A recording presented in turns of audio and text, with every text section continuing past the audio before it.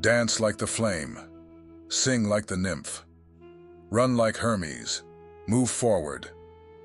The will shall guide the one who with love surrenders to the waters, unites the four corners, blends the three jewels, and stabilizes on the seventh day. The eternal now, full of nothing, composed of everything. By learning to harvest, you will know how to plant. By planting and harvesting, you will learn to give. Give your heart, as the stork gives to its creation. Just as the wind blows without knowing the direction, the initiate advances, guided by something that cannot be named, but burns like a sacred fire within. And herein lies the greatest of mysteries, the union of opposites, the reconciliation of paradox.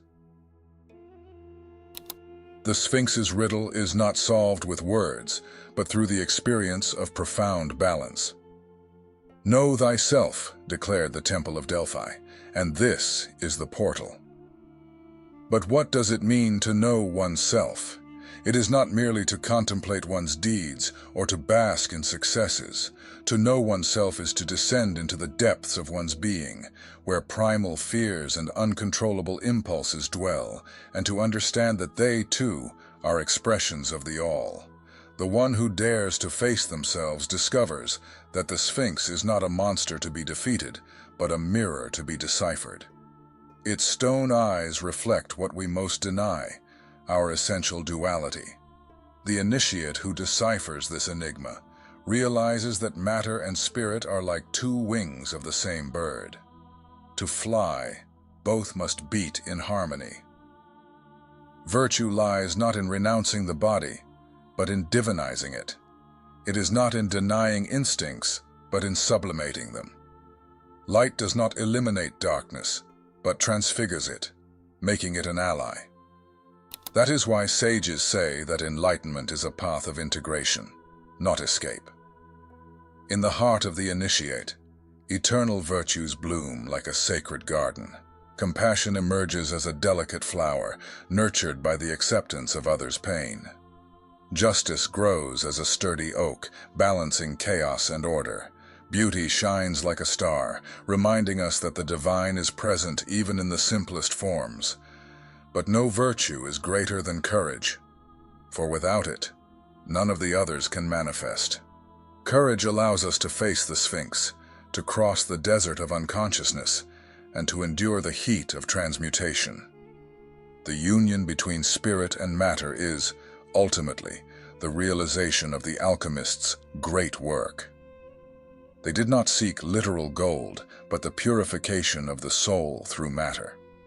Each stage of the alchemical process, from nigredo, darkness, to rubedo, illumination, reflects what occurs within us. And so, on the seventh day, when all stabilizes, the initiate understands that the eternal now is the only true temple. The past and the future dissolve into the infinity of the present, and the Sphinx's secret is revealed. You are the creator and the creation, the beginning and the end. You are light and shadow, darkness and clarity. You are everything because you are also nothing. The initiate who reaches this point no longer seeks answers, for they become the question itself. And like the Sphinx, they learn to smile in silence. Dance like the flame, sing like the nymph, run like Hermes, move forward. This is the eternal song that guides the priest's steps along the path of mystery schools.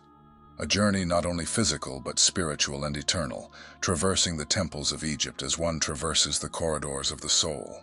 Each temple a stage, each stage an initiation into the deepest secret of existence.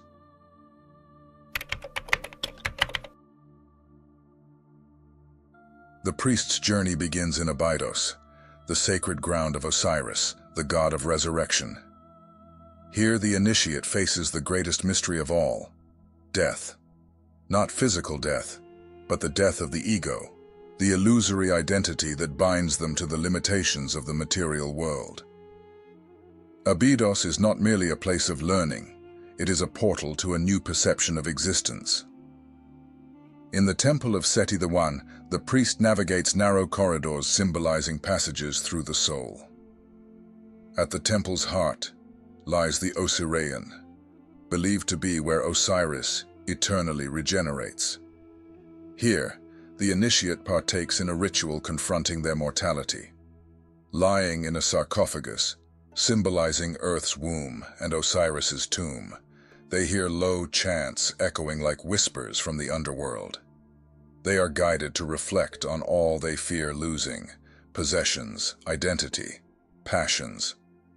Gradually, the ego crumbles, and they feel the weight of what must be left behind to be reborn.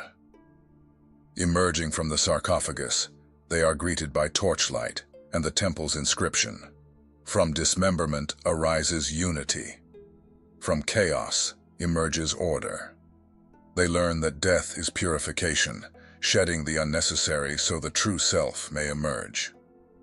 At Abydos, the priest experiences nigredo, the first stage of spiritual alchemy, where all is dissolved. They leave the temple heavy-hearted, yet carrying a spark of understanding. Death is not an end, but the beginning of transformation. Leaving Abydos, the priest journeys to Luxor, the city of 100 gates, where the temple of Amun-Ra stands as a beacon of wisdom. Luxor is a place of rebirth, where the initiate learns the art of the word, the creative power of speech. Within the temple's vast courtyard, amidst towering columns connecting heaven and earth, they are taught that the word is not merely spoken, but is the thought preceding it, the intention that shapes reality. The temple's hierophants reveal the mysteries of Heka, the magic of sound and word. Through mantras and sacred chants, the priest learns that each sound carries a specific vibration capable of harmonizing the universe. One of the most challenging lessons is the rite of silence. For 7 days, the priest must remain utterly silent, observing themselves. In silence, they confront the chaos of their thoughts, their impulses, and the unnecessary words they would have spoken. This silence is not emptiness, but preparation, a space where the power of the word begins to crystallize. At the rite's end, they are led to Amun-Ra's sacred altar, where they recite the mantra of creation for the first time. "I am the one who was, the one who is, the one who will be. By the word, I shape what I see. By the word, I become what I am." Luxor teaches the priest that words manifest spirit. What they say shapes the world around them. What they think molds their essence. They leave Luxor with a profound understanding of the power of communication, with others, with themselves, and with the divine.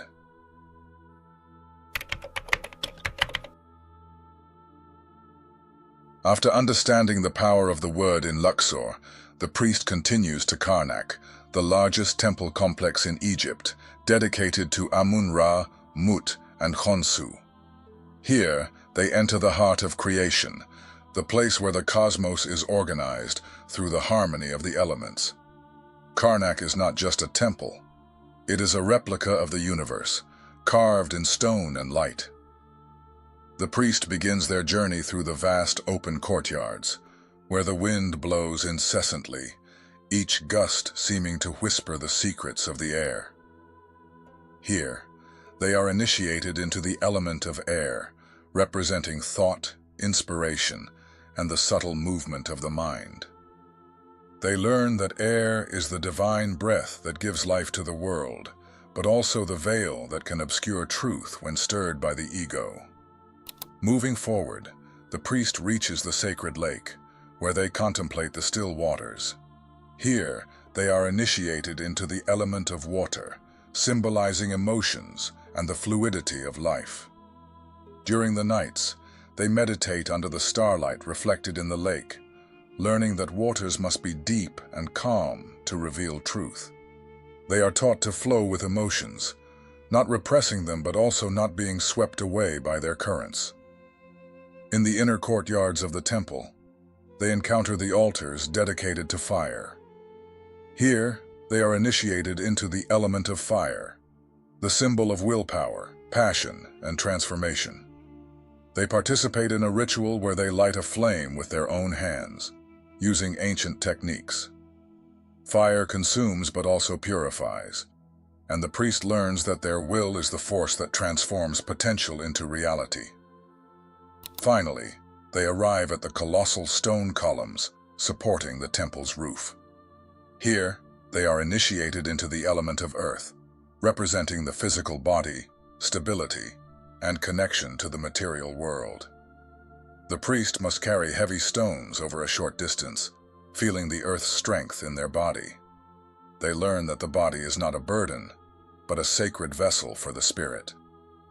At the end of their passage through Karnak, the priest is led to the grand hypostyle hall, where hundreds of columns rise like trees in a cosmic forest.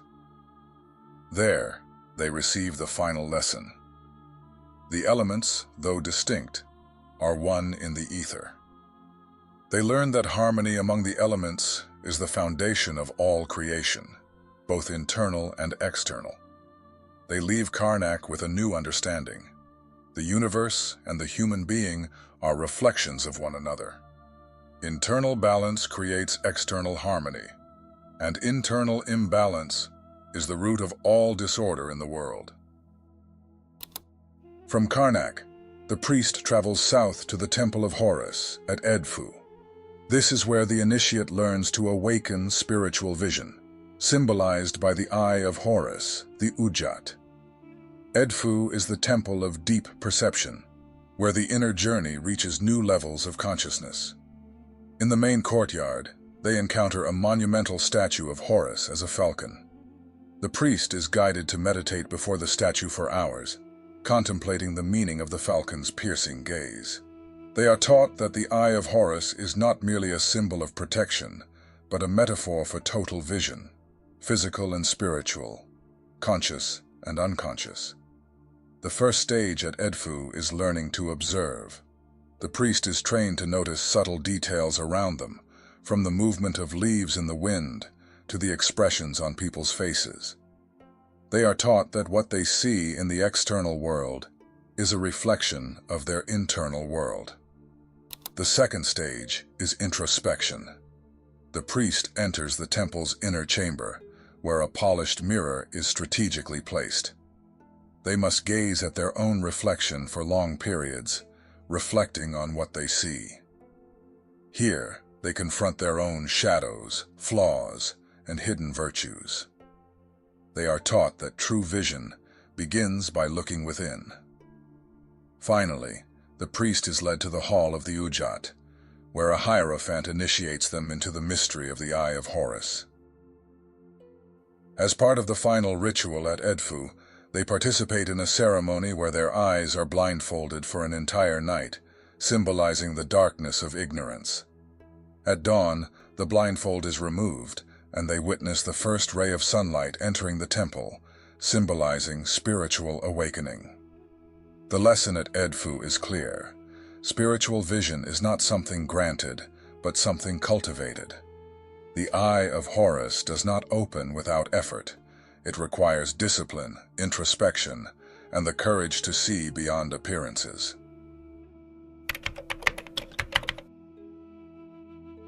The priest leaves Edfu with eyes open to the invisible, but there is no complete spiritual vision without the courage to face what lies hidden in the depths.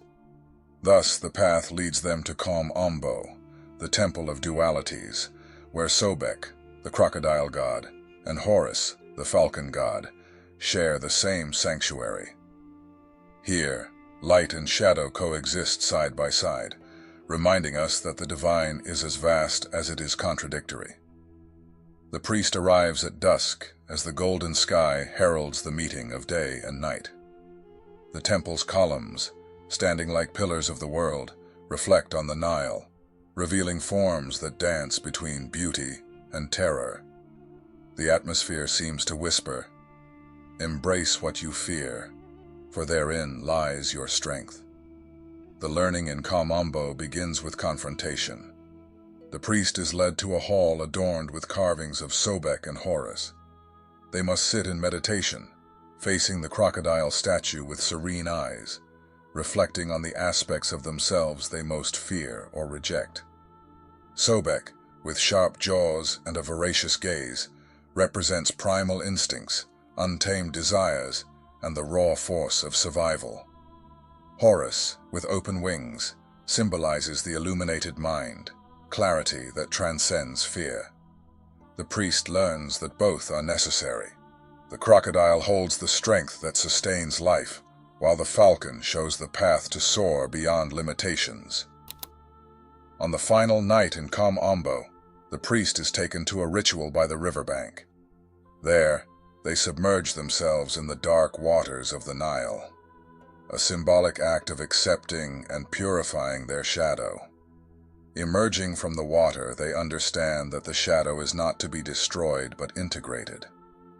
Light exists only because there is darkness, and darkness takes shape because light reveals it. As they leave Kom Ombo, the priest feels a new strength within. They no longer fear their instincts, but have learned to transform them into allies. Their shadow is now a pillar supporting their ascent. From Kom Ombo, the priest travels to Philae, the temple of Isis, the Great Mother, guardian of the final mystery. Here they no longer confront death, the word, or the shadow. At Philae, they are called to transcend all they have learned, surrendering to the power of love, the invisible thread that connects all beings.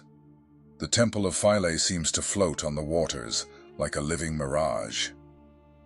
Upon arrival, the priest feels they have crossed a threshold between the visible and the invisible. Isis awaits, not as a figure carved in stone, but as a presence that envelops the heart, like the scent of flowers at twilight. The first lesson at Philae is devotion. The priest is instructed to serve at the altars of Isis, cleaning sacred objects and tending to the flowers adorning her offerings. They learn that love begins in the simplest acts, in caring for what is sacred, and that every act of service reflects a soul bowing before the divine. The second lesson is sacrifice. The priest is taken to the temple's lake, where they must offer something that symbolizes what still binds them to the material world. It may be an object, a memory, or even a desire.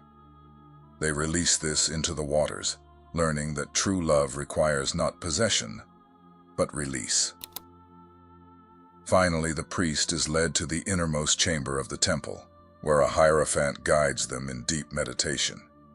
Here, they are brought to feel the unity of all existence.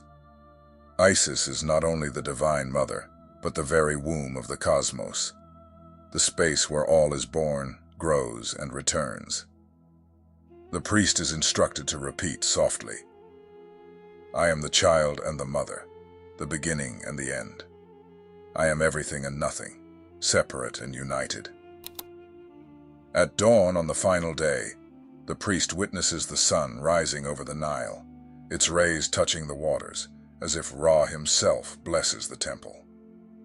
They understand that the journey is not about themselves, but about the all.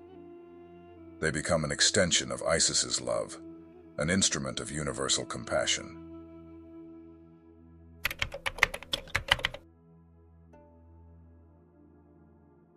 The priest's journey reaches its destination, which is none other than the point of origin. Abydos, the cradle and tomb of Osiris, the gateway between the visible and invisible. But the one who now crosses the temple's threshold is no longer the same. Their steps, once hesitant, now resound with the certainty of one who has unraveled the mysteries of life and death. The return is not an end but a perfect circle, the symbol of eternity. In Abydos, the priest is crowned, not as a ruler but as a servant of creation, one who has understood that true power lies not in domination, but in surrender. On the night before the coronation, the priest is led to the Osirian, where cold stone and darkness receive them like a cosmic womb. There, they light a single flame, a solitary candle that dances in the wind, reflecting the essence of their journey. fragile yet indestructible. In meditation, they revisit each stage of the path. They recall the symbolic death in Abydos, the sacred word in Luxor, the dance of elements in Karnak, the gaze of Horus in Edfu, the integration of shadows in Kom Ombo, and the embrace of the Divine Mother in Philae. Each lesson is no longer just a memory. It now lives within them. As the first ray of sunlight touches the horizon, they are taken to the Nile, where they submerge in its still waters. This immersion is their final purification, a definitive rebirth. They emerge as one born into the light for the second time. At noon, with the sun at its zenith, the priest enters the central hall of the Osirian. There, a circle of hierophants awaits. At the center lies the golden crown adorned with the uraeus serpent, the symbol of awakened wisdom and spiritual mastery. The chief hierophant, with a voice laden with timeless gravity, speaks, "You have walked the path of the gods. In dying, you were reborn. In separation, you found integration. You are now the child of Isis and Osiris, the bridge between heaven and earth. Through your word, the world will be shaped. Through your shadow, light will be revealed. Through your light, love will manifest." The coronation does not mark the end of the journey, but the beginning of a new stage. The priest is now called to live what they have learned, to be the living reflection of the divine in the material world. Before leaving Abydos, the priest offers one final prayer, not aloud, but within their soul. "May I be the bridge where there is separation. May I be the light where there is darkness. May I be the love where there is fear. May the divine flow through me, so that all beings may remember they are also temples, also eternity."